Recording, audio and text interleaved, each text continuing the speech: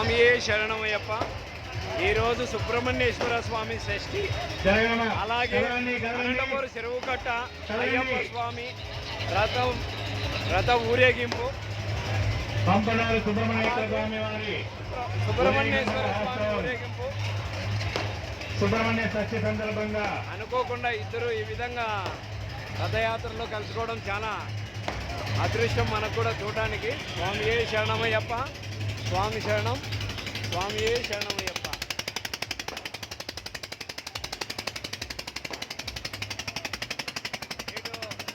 ఇటు అయ్యప్ప, అయ్యప్ప, ఇటు సుబ్రహ్మణ్యేశ్వరుడు. ఇటు చూడండి సుబ్రహ్మణ్యేశ్వరుడు, ఇటు అయ్యప్ప.